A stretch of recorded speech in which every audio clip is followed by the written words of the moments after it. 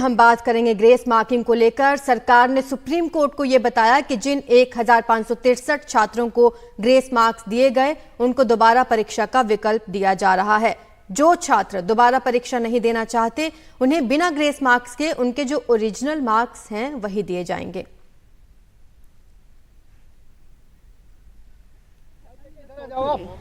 The court, we filed PIL regarding this NEET examination. There were various issues which we have raised on behalf of lakhs of students. The main issue was this paper leak and the other malpractices which has been followed by the NTA. And now today they have admitted their mistake, stating that yes, those grace marks, regarding those grace marks, we are going to conduct the re-examination, which means there was something which was amiss, and now they have taken note of it, and that's why the court has also directed that re-examination will be done on 23rd of June. चलिए हमारे साथ advocate Shwetang.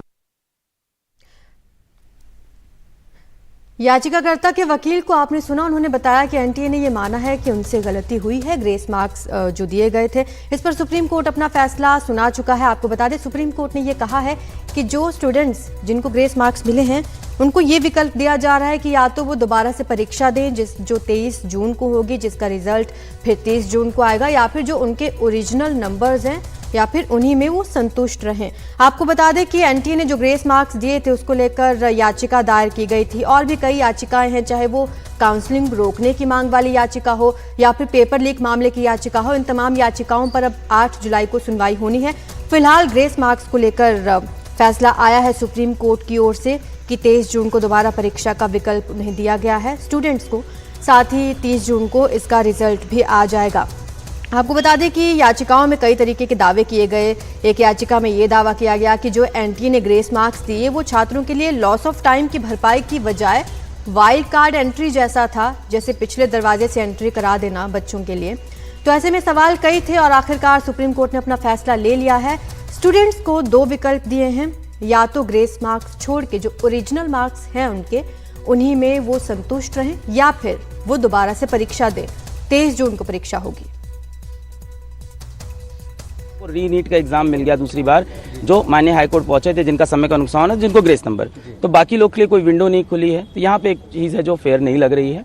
दूसरी चीज़ ये लगती है कि जब NTA खुद एग्री कर रहा है आ जाके कि हमने 1563 स्टूडेंट्स को जो ग्रेस दिया वो पूरी तरह से सही नहीं था, गलत था, तो और कितनी डिस्पेरेंसीज हो सकती है उसके अंदर, इसके ऊपर भी देखना चाहिए। क्योंकि उन्होंने ये चीज़ बिना किसी की परमिशन के अपने आप ग्रेस नंबर का कॉन्सेप्ट लाया और ला दिया। क्या पास में भी ऐसी चीज़ उन्होंने कभी की है जो कभी कोर्ट तक नहीं पहुंची है? और कितना उनके डेटाबेस के अंदर ऑडिट की भी बहुत ज्यादा रिक्वायरमेंट, क्योंकि वो खुद एग्री कर रहे हैं कि ये चीज गलत हुई, और फॉर लास्ट 7 डेज वो बिल्कुल नहीं एग्री कर रहे थे, बट आज उन्होंने ये चीज मान ली। क्या काउंसलिंग इस पे मेरिट पर भी इसका असर पड़ेगा? जिस तरह से 15 हाँ, बिल्कुल पड़ेगा, रैंकिंग पे पड़ेगा। रैंकिंग बिल्कुल री एग्जाम के बाद ही रैंकिंग डिसाइड होगी, क्योंकि काउंसलिंग ये कह रहे हैं कि 6 जुलाई से करेंगे। तो ये कह रहे हैं कि जब 23 जून वाला पेपर हो जाएगा जल्द से जल्द उसके रिजल्ट निकाल देंगे और उसके बाद फिर से सबकी रैंक शफल होगी, बनेगा। पर हमारा मुद्दा अभी भी ये कि बहुत से बच्चे अपने समय का नुकसान रिपोर्ट नहीं कर पाए। इसके साथ साथ जो पेपर लीक का केस था उसमें माननीय सुप्रीम कोर्ट ने ये कहा कि वो केस बिल्कुल खुला हुआ है, उसकी अगली सुनवाई होगी।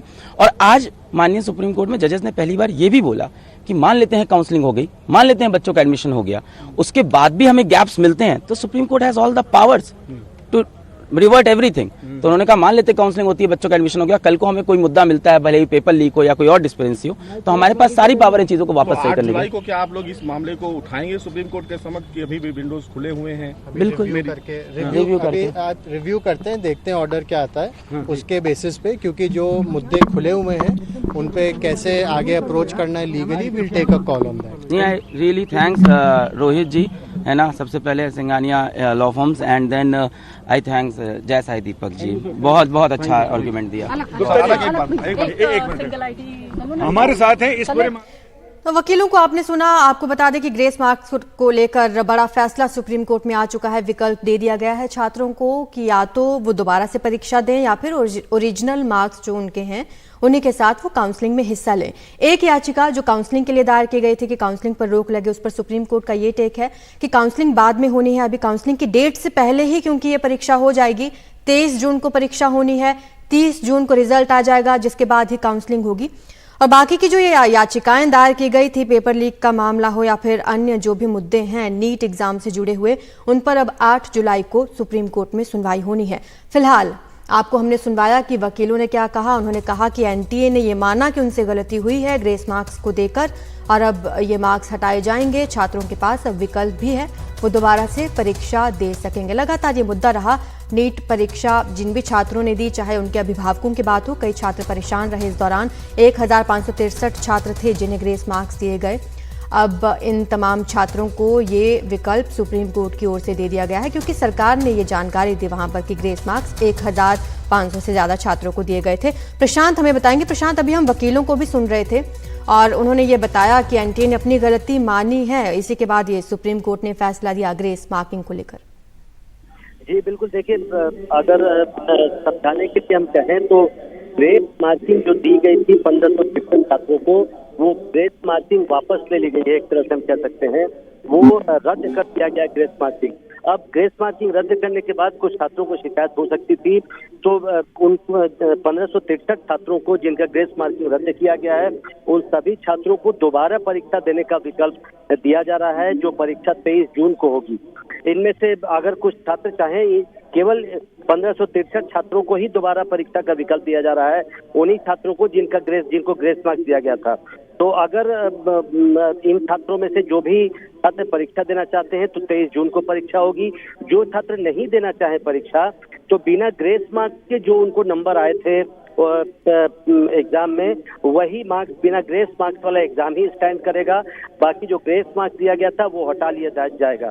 जाहिर तौर पर जब ग्रेस मार्क्स हटाया जाएगा और जब फिर जो छात्र दोबारा परीक्षा देंगे तो एक नई मेरिट लिस्ट बनानी पड़ेगी, क्योंकि जिन बच्चों को ग्रेस मार्क्स दिया गया था वो हटा लिया जाएगा तो उनके मार्क्स कम हो जाएंगे, तो मेरिट लिस्ट में भी ऊपर नीचे बदलाव होगा।